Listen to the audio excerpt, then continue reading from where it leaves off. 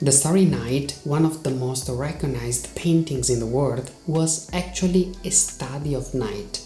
That's how a tormented Van Gogh briefly described it in one of his letters. But there is more. Intro, let's start.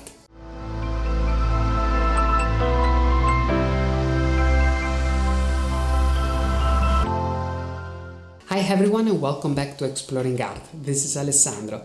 I think all of us know this beautiful painting, The Starry Night, as well as its author, Vincent van Gogh, a man tormented by mental disease who, despite that, was able to revolutionize art, creating something unique that today we are going to discover together. We'll see how he was able to create this masterpiece, and we'll do it connecting the elements of the painting to episodes of his intense life. And that's something necessary since we usually think that Van Gogh was just mad and his art was a consequence of that. But the truth is a bit more complicated and fascinating, and we are going to see that thanks to a little journey in his memories and sometimes with his own words.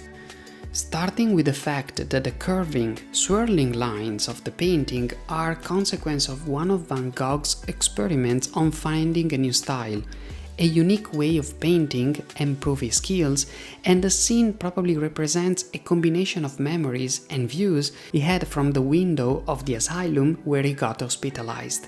Yes, because it's true that Van Gogh started to suffering of depression when he was still young, and that affected his whole life and career.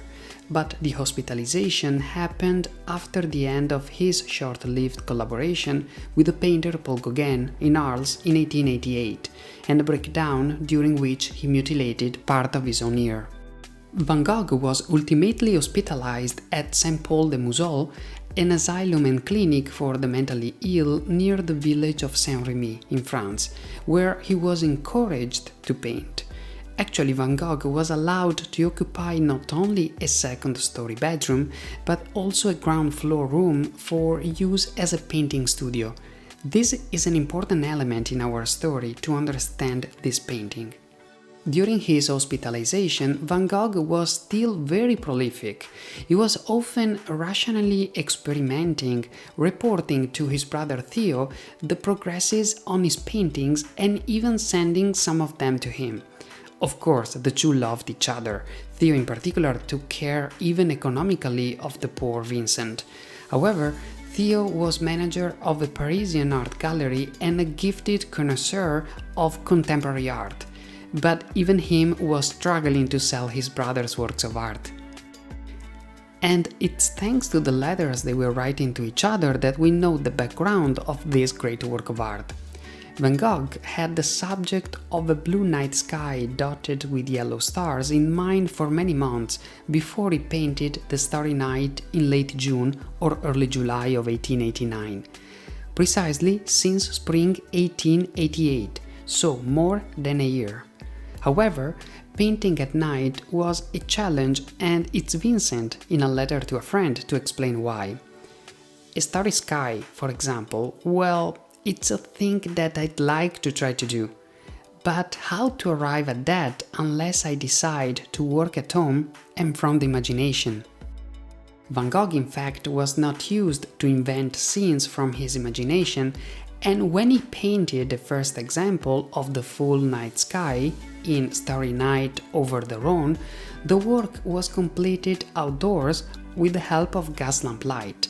The problem is that from his asylum window, the view was just of the mountain range of the Alp hills. So he had the sky, he had the mountains, but not village at all. However, living in the countryside gave an advantage that he couldn't have in Paris. He was able to spend hours contemplating the stars without interference from city streetlights. He wrote to his sister, "This morning I saw the countryside from my window a long time before sunrise, with nothing but the morning star, which looked very big." He said also, "It often seems to me that the night is even more richly colored than the day, colored with the most intense violets, blues and greens. If you look carefully, you'll see that some stars are lemony, others have a pink, green, forget-me-not blue glow. And without laboring the point, it's clear to paint a starry sky, it's not nearly enough to put white spots on blue-black. That's the challenge. Be able to paint what his eyes can see in different situations, in different nights, and the powerful desire of capturing that on a canvas pushed him to accept to use his remembrances, blending a real view with other images he had stuck in his mind and his imagination. The result is this colorful sky. The sky, in fact, is not just blue, as well the stars are not just yellow. Going closer, we can see an intense mix of colors in simplified forms and thick impasto. The stars have different intensity and different glows. The most intense, of course, is the stylized moon in the upper right, and we can see how the sky blends in the mountains. The curving, swirling brushstrokes dominate the scene, but if we look carefully, we can surprisingly see that there are many areas where the canvas is exposed, even if we have the sensation of a thick paint full of energy and dynamism, in particular in the clouds rolling through the sky. And even the cypress undulates like fire, breaking with its dark green the blue that dominates the scene.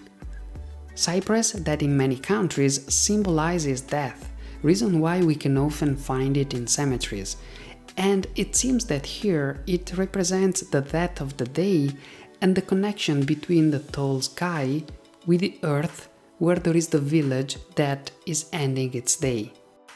The cypress and the village are connected by the steeple of the Church of the Valley, the most visible building since the houses seem melting in the dark blue of the night, except for the few lights still turned on.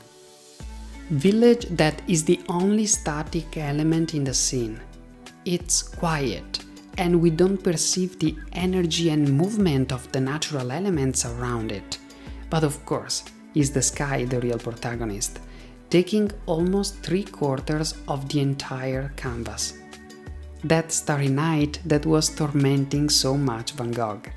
And there is a last sentence that I think it's very sweet and sad at the same time, that Vincent wrote to his brother Theo when Starry Night over the Rhone was exhibited at an important and influential venue for vanguard artists in Paris in 1889. It says he hoped that it might give others the idea of doing night effects better than I do. He couldn't imagine that now we are here admiring his The Starry Night, and that it became a foundational image for Expressionism and one of the most well-known paintings in the world. As you can see, behind this work of art there is also a beautiful story. Tormented, complicated, tough, but maybe without even one of the challenges Van Gogh had to face, we wouldn't have had this masterpiece. Thanks for watching, check my website and social media to look at the pictures in detail, and see you in the next episode.